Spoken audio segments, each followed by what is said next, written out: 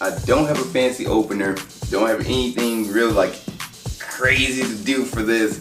We just gotta get the job done. Today I'm finally reviewing Hunter x Hunter as a whole. If you've seen each individual season, now you get to see the conclusion of this series, of this anime, of something that I have enjoyed and I've loved to watch, moments that made me jump for joy, and there's moments that made me like, we're gonna be here forever. This is just gonna last forever. I just wanna go home. But finally, I finished all of Hunter x Hunter and I'm excited to talk about it in a compilation review on this episode of Movie Breakdowns Series Review. What's up, world? Welcome to another episode of Movie Breakdowns. I'm your host, Ali Zakka.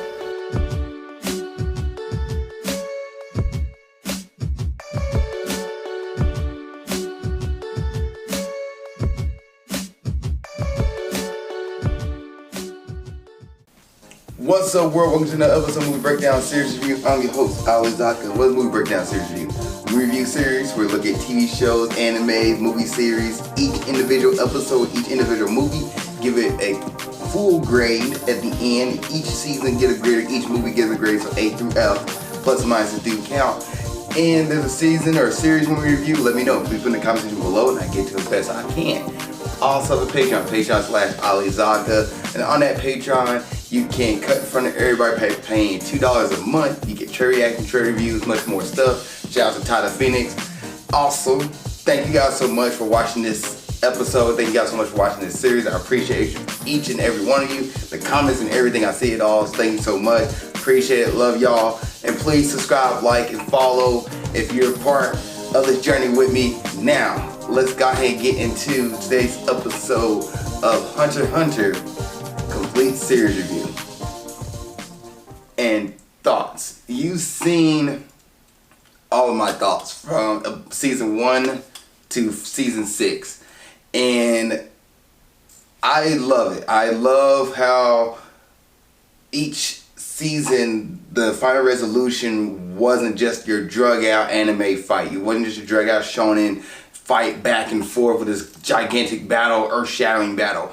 You know, I love that kind of stuff. I get goosebumps. One Punch Man, I get goosebumps when you see those gigantic battles and the music and everything, the animation all goes together. You don't get that in Hunter x Hunter. A lot of your main fights are handled with talking or handled by a decision or somebody realizing something. It's not just a full-fledged fist fight to the end with the last man standing. A lot of times at the end of the season or end of a series, or season I should say, a character is walking away. They're not dead. They're not gone. They're walking away with a lesson learned and moving on to the next thing. Matter of fact, Gon and Killua, after season 4, really they are pretty much like getting out of place. They're escaping, and the bad guys themselves don't really get defeated by Killua or Gon, but end up getting killed off by a virus, or poison, if you want to look at it that way. But I like that. I like the growth and development that the main characters are not just always stronger than everybody else, and there's no like gigantic, I got a power boost I'm about to overcome. No, it's just, alright, it is what it is. They're stronger than I am, but consequences, circumstances got us come out with the win today versus just some magical power buff. I do appreciate that. Now, some of the cons I have with Hunter x Hunter is the pacing. Now, I know Togashi got sick towards the end of it, but some of the stuff that I didn't like was like the build-up. Like Hunter x Hunter, if you watch this anime, more than anything, you'll know what it means to have a good build-up, have a good setup story, setup arc, because this anime delivers on that. Season 1 is a great setup for the remaining of the show. You get to know who your characters are, get to know their motivations, and you get to know like, okay, this is what we're going for, this is my goal, these are the dreams we got to accomplish throughout the season or the series. But then you follow Kurapika's version, you get his storyline later on, you get Killua's storyline, which is pretty much the main, like, his story is really there throughout the whole season. Like, the only one which I feel like it doesn't really involve Killua is the Greed Island arc, which is more Gon and Killua hanging out together and they're trying to find a way to meet Jean. and they're trying to beat the game so they can meet him at the end. So it's more of a Gon situation in that one, but most of the other stuff is like Killua understanding like what it means to be a friend, understanding what it means to have a friendship, understanding what it means to see somebody go through the stuff that you're going through and not be able to help, and then find a way to help him out in the end.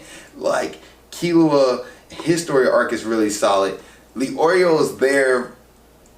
He's one of my favorite characters, and you don't really get to see his arc because his arc, he wants to be a doctor. So like he just there to get his hunter card, and then comes back and help out a little bit here and there. But he, for the most part, he's really gone out the season until it came to like really somebody to throw a wedge into the mentality of the show. For example, season 6, he comes in and breaks up what the Zodiacs think that the election should be ran. This no-name guy jumps in and pretty much runs amok in that and kind of throws chaos into order, but it's for the right cause. Like those little pieces I love. I love the setup. I love all the little storylines there. But as far as like delivering, I feel like Hunter x Hunter doesn't deliver like it should. My main gripe is the Chimera arc. I love the build up to that. You see my review of part 1 of season 5. Phenomenal. I love it. I got anticipated. I got goosebumps. We got a gameplay. We got Kite getting captured. We got, you know, the Meron being born. We have all these things set up, like Meron trying to take over the world. Like all these things set up to be like, this finale should be a phenomenal finale. It is the longest arc of the series, but you're like, okay, here we go. And then we get Komagi comes into it, throws a little wedge into it. So you're like, okay, well, we'll see how this plays out. And then it just drags. Gon finds P2 and it drags. He's watching her for an hour. And then when you finally get to the fight, you're thinking, okay, we're going to get some P2 fight, we're going to get some Gon fight. It's a squash match. And you're just like, we waited this long for an episode? We waited, 20 plus episodes for an episode of just a squash? Okay. At least we get a little more out of Meron and Netero, get more of their fight, but it's just like we built this up for so much stuff where it'd be like, it just didn't deliver to me in certain closures of certain arcs. And you're like, Ali, well, what about season 3 with the York New City arc, and you had Kurapika and the troop? Well, same thing with that. You have moments with the troop where they're like, okay, this is pretty cool. You like how Nobunaga gets attached to Killua and Gon. You like how the troop plays off each other. And then you also like how, what do they call him? Lucifer, Cholo, how he gets like, his nin taken away from him by Kurapika. But at the same time, it's like a talking towards the end. This giant piece where you think maybe Kurapika would go one-on-one, it doesn't turns out that way. It's more of a talking piece, which I don't really mind, but it's like the build up to where you're like, this is gonna be the giant conclusion. It's like, oh, he lost his nin abilities, so we're still good. We lost one of our members though, well, lost 2 of our members, sadly. However, we can fill in the ranks. We gotta get what's in his nin ability back. So let's go to Greed Island as well to see if we can find somebody to get the nin ability back. And Greed Island is probably the weakest arc of the series, because the villains you really don't care about, but you do care about like the moments with Gon and Killua and Hisoka joining in. And then some of my favorite moments is like, for example, the Heaven Arena arc. I love that moment where Gon versus Hisoka and he finally gets his punch back, which that is a pretty epic moment. But also with that arc, you got a lot of moments where you're watching Gon in a fight in live action, and all of a sudden he wakes up in the hospital bed and you get a flashback on what just happened prior, and you're just like, you could just played it out. I didn't need a flashback to tell me what happened to Gon. That's why he's waking up in the hospital. And they start that in season 1, by the way, when Gon is, I believe, about to fight somebody towards the end and he passes out, or he's fighting the ninja dude, can't think of his name right now. Hanzo? I think it's Hanzo. But you're fighting him and then he passes out at the end, wherever the case may be, but he wakes up and all of it's done and you get the flashback on what happened. This anime does that a lot, which I'm like, okay, at first couple times was cool, but now you're doing the majority of the first and second season. I don't need that. Don't need it. But the build up to it, the setup to a lot of stuff really entices you and really brings you in, that you're like, this anime is so good and really written well. But the conclusion to a lot of stuff really leaves you like, I want more. And that's the one thing I probably say with Hunter x Hunter, is that I always wanted more. Music is phenomenal. I love the music and the tones they play and the tension it brings. I did get goosebumps for certain scenes for Hunter x Hunter. But as far as the most part, it's a cool anime. It's an anime about a boy who's looking for his father, and his father became a hunter, so he's like, I'm becoming a hunter. So he was so cracked up the bee. Finally finds his father at the end of it all, and you're just like, okay, all right, this was neat. This was neat. So, characters. Your main characters that you see a lot, because a lot of characters do fall to the wayside, or they don't reappear because the world is so big, you're not in the same area as them, so they don't come back until certain arcs. But mostly part of this anime, the main character is Gon Feces, or Freaks. Why is he calling him Feces here? Freecss. That is not how you say Gon's last name. I thought his last name was Freaks. But Gon Freaks. Gon Freeze. But Gon, he, a solid protagonist, the kid himself, he is somebody he believes in his goals, he believes in his dreams, doesn't see evil in everybody, he believes everybody has a good side and a bad side, except for when you cross the line and kill one of somebody he loves. He's like, I'm going to get revenge all out, like, or I'm going to make sure you do what needs to be done. Like, Gon, and you see him go from a kid who's like bright and cheery, seeing the whole world, to a kid who's like, the world might not be as fun as as I thought it would be, but you know what? We need to handle this situation. It needs to get resolved, and I'm going to do whatever it needs to do to get it resolved. He doesn't care if you did dirt. He doesn't care if somebody else did dirt. Like, as long as it doesn't hurt people or you're doing dirt in the moment, he will look past that and try to help you out. There's episodes where he fights a bunch of gangsters and people like that, or people who've been in prison.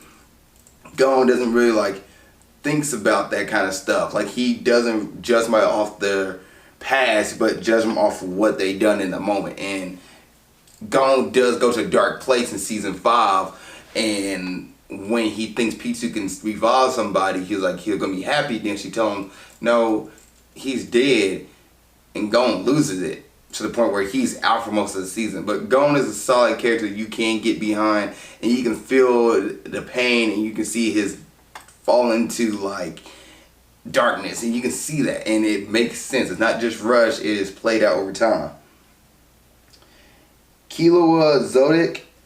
Killua is another character where you're like, at first you're kind of like standoffish to him. You think he's the antagonist to Gon, kind of like Naruto and Sasuke, the opposite of each other, and it doesn't play out like that. Killua is somebody who doesn't get along with his family. His family's nothing but assassins. They kind of see him as a tool, and Killua breaks away from that and gets his own freedom at the end of it all, and he finally gets away from his family and learns what it's like to have a good friendship, learn like to be a good friend, and he, at the end of it all, he starts risking his neck out for others. Somebody who's more selfish about himself at the beginning of the series develops into a character who's looking out for others at the end of it all. It's a pretty cool arc for him. It's probably one of the best arcs I've seen in an anime. A character who you could say co-main character, co-protagonist. You know, he's not. He's just with Gon the whole time, and 9 times out of 10, he's like, I got nothing else to do, so I'm gonna just hang with Gon. But the reason why, because that friendship, like, Killua has a bond with Gon that he doesn't have a bond with anybody else, and he doesn't want to see Gon get hurt. Leorio is a cool character. He's more like the comic relief character, and for the most part, and when he's around, it's more jokes. He doesn't really do much of the fighting. Matter of fact, he's not that strong, you see, until season 6, where you're like, oh, okay, he develops a nin, but for the most part, he's just comic relief. Kurapika is a character where he was like, screw everybody, I need to get back my family's prize and my family's eyes and what our family had that was to us. So his family gets killed out by the spider troop or the phantom troop, not the spider troop, the phantom troop, and he's hunting them down to get back his family eyes, and he's trying to find the eyes from each of his family members that they have a unique style of eyes that only his family has. And after season 3, where you see his arc and see him do whatever it takes necessary to get what he needs to get back, you don't see him anymore. Hisoka, he's kind of like the main antagonist, but he's not really an antagonist. He's just around and somebody who can act as a barrier to Gon and Killua. He's a creepy character. Not a fan of the personality, but as far as design, I think he's a cool design kind of character. And far from what it's worth, he is there to kind of like push Gon, and there to be the antagonist is forced to Gon, where you see like, okay, I want to see him go down. And season 1, 2, 3, 4. He's not in season 5, and he comes back in season 6. So he's around for most of the series. But after really, like, he's there to help Gon and Killua, because he don't want to see them get destroyed. He wants to fight them one day at the strongest. But he's around. Any other characters? The Phantom Troop as a whole, they were getting built up as the main antagonist to the series as well. And you're thinking, like, if most animes, like, you hear a name like the Phantom Troop or a big organization, you think like, okay, eventually the good guys want to fight them. And it comes down to really being one character who fights in one arc. And after that, they're kind of like there. They don't really do much in season 3 or season 4. And then in season 5, they have a few episodes where they're around just to see like, oh, the Phantom Troop does exist still. And then season 6, they're just gone. And as far as other characters, you got like Meryl, who is the leader of the king of the Chimera Ants. He was a cool kind of dynamic for a character. Like, he was having that whole humanity versus non-humanity kind of storyline playing out for him, which is pretty unique. And I kind of wish towards the end of it that we could have got more of him and see him be around a lot longer, but we couldn't. But he was a cool design character. The villains from season 4, Greed Island, is not really worth mentioning, and that's pretty much it as far as Hunter x Hunter. I could talk about Gon's dad, Gene, but Gene didn't really show up till season 6. You get to see him a lot and hear from him throughout the series, and he's more so being like a cat and mouse for Gon. He's been the mouse to Gon's cat, where he was like just jumping around over and over again and not telling Gon where to find him, and Gon does eventually find him thanks to the re-election arc, or the election arc.